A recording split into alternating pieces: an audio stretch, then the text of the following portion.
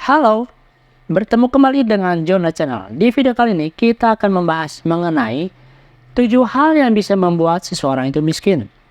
Miskin akibat kebiasaan atau keputusan yang buruk seringkali menjadi topik yang sering dibahas di YouTube. Berikut ini adalah 7 kebodohan yang disebut-sebut dapat membuat kamu miskin. Yang pertama, yaitu mengabaikan pendidikan keuangan. Mengapa pendidikan keuangan itu penting?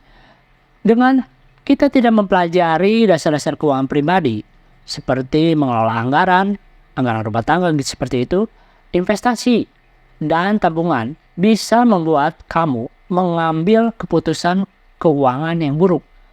Jadi hal ini perlu kamu perhatikan ya, apabila kamu tidak ingin menjadi miskin. Kamu perlu memperhatikan pendidikan keuangan, belajar bagaimana cara mengelola atau memanage keuangan kamu dengan baik. Bagaimana cara membuat anggaran rumah tangga.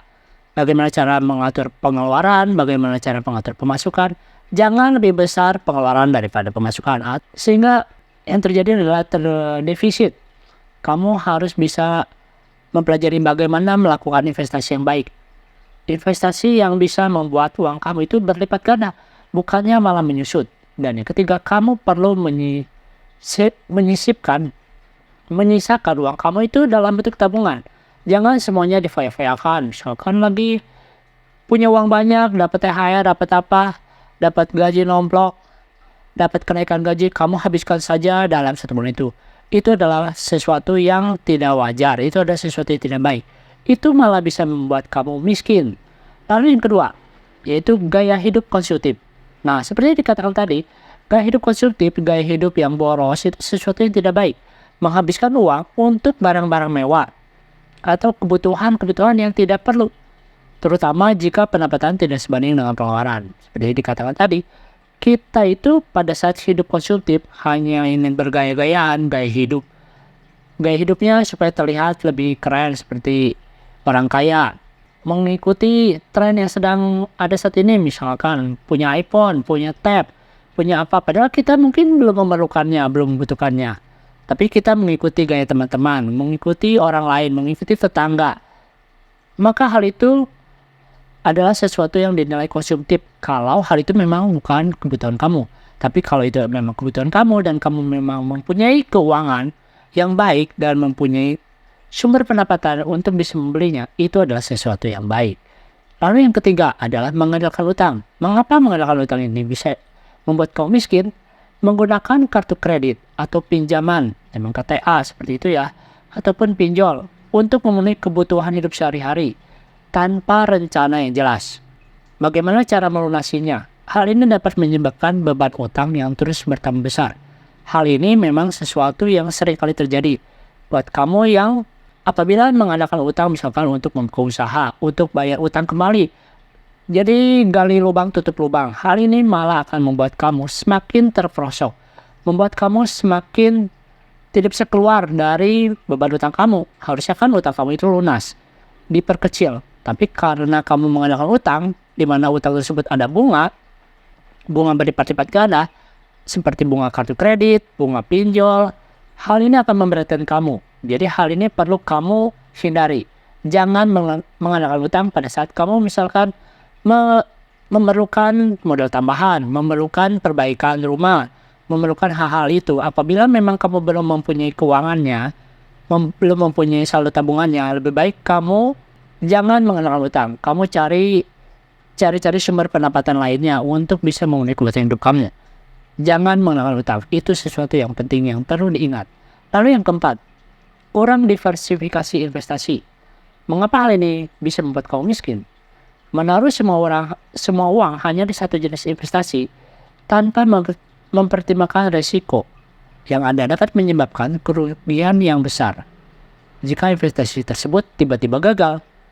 Jadi jangan menaruh telur hanya dalam satu keranjang. Mungkin itu seperti kiasan atau seperti peribahasa yang sering kita dengar ya. Kita tidak bisa hanya menaruh investasi pada satu jenis saja. Kita perlu melakukan diversifikasi. Ini untuk mencegah apabila terjadi sesuatu, terjadi namanya kegagalan, terjadi namanya sesuatu yang kita tidak duga. Hal inilah yang perlu kita hindari. Jangan menaruh investasi hanya pada satu satu jenis investasi saja. Kita perlu mendiversifikasinya. Kita perlu menaruhnya kepada beberapa investasi. Dan carilah investasi yang memang aman. Sehingga uang kamu itu aman di sana. Walaupun mungkin imbal hasilnya tidak besar. Tidak terlalu besar. Tapi yang penting kan aman terlebih dahulu. Dan janganlah mencari misalkan imbal hasilnya yang terlalu besar. Misalnya sebulan 30%, 40%, 50%. Atau bahkan dalam satu minggu dapat 100%. Itu sesuatu yang terlalu baik untuk menjadi kenyataan. Hal itu biasanya ujung-ujungnya menjadi investasi bodong, menjadi sesuatu yang scam. Hal itu yang perlu kamu hindari. Walaupun mungkin kamu dalam keadaan yang mendesak. Janganlah menaruh investasi pada sesuatu yang terlalu menggiurkan, terlalu baik untuk menjadi kenyataan. Kurang diversifikasi investasi. Lalu yang kelima, tidak memiliki dana darurat. Apabila kita tidak mempunyai tabungan, pada saat dana darurat itu terjadi, pada saat keadaan darurat terjadi, hal ini akan membuat kamu benar-benar mengalami kesulitan. Pada saat hal-hal seperti itu tidak terduga, seperti misalkan kehilangan pekerjaan, kena PHK, atau kebutuhan medis pada saat tiba-tiba kamu mengalami sakit, atau orang tua yang sakit, adik kakak yang sakit, kamu kan misalkan membutuhkan dana darurat. Tapi apabila kamu tidak punya dana darurat, maka hal ini akan sungguh menyulitkan kamu. Makanya sebelum hal itu terjadi, kamu perlu menyisihkan dulu terlebih dahulu. Dana-dana yang mana, uang-uang yang mana yang perlu kamu sisihkan, misalkan sekian persen, 10%, 5% dari penghasilan kamu.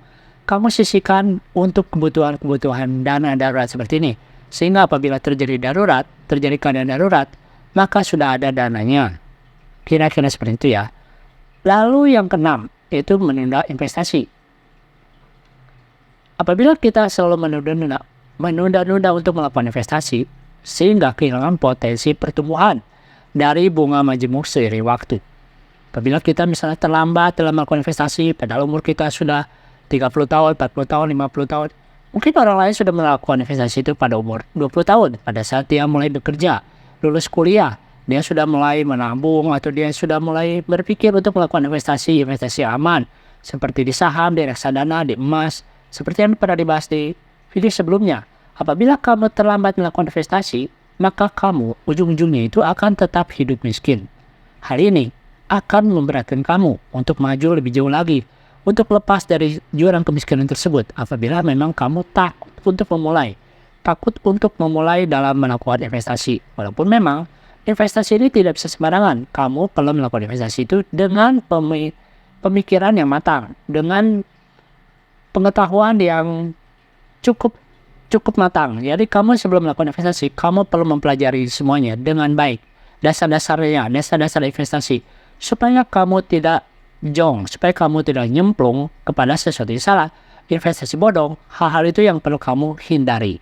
Lalu yang ketujuh, yaitu tidak mempelajari atau mengikuti nasihat finansial yang salah. Pada saat kamu tidak mempelajari nasihat finansial yang benar, atau kamu tidak mempelajari tentang finansial ini, maka pada saat kamu mengikuti saran investasi atau keuangan yang tidak berdasar dari sumbernya, atau dari sumber tidak dipercaya, seseorang yang kurang kompeten, hal itu malah akan menyebabkan kamu malah terperosok. Hal itu akan menyebabkan kamu malah jatuh kepada kemiskinan itu tersendiri pada saat kamu tergiur kepada iming-imingnya. Hal itu malah akan membuat kamu malah bukannya semakin baik finansial kamu, malah keuangan kamu atau finansial kamu itu akan semakin buruk. Hal-hal seperti itulah yang perlu kamu hindari. Jadi kamu perlu melek finansial yang baik itu yang bagaimana. Kamu perlu belajar, kamu perlu mendengarkan nasihat-nasihat dari orang-orang yang telah sukses. Orang-orang yang telah mengatasi keuangannya dari misalkan dari sesuatu yang buruk menjadi sesuatu yang baik. Dari tadinya mengalami seret dari keuangan, tapi dia bisa mengatasinya menjadi sesuatu yang bisa menghasilkan, melipat gandakan keuangannya. Nah, kamu belajar pada orang-orang yang telah sukses itu. Mentor-mentor yang telah sukses itu yang akan membuat kamu keluar dari jurang kemiskinan. Menghindari kebodohan ini dan meningkatkan literasi keuangan, pengetahuan keuangan, bisa membantu kamu dalam mengelola keuangan, sehingga menjadi lebih baik dan lebih stabil di dalam keuangan atau finansial kamu. Jadi itu adalah 7 hal yang perlu kamu pelajari, yang perlu kamu ketahui.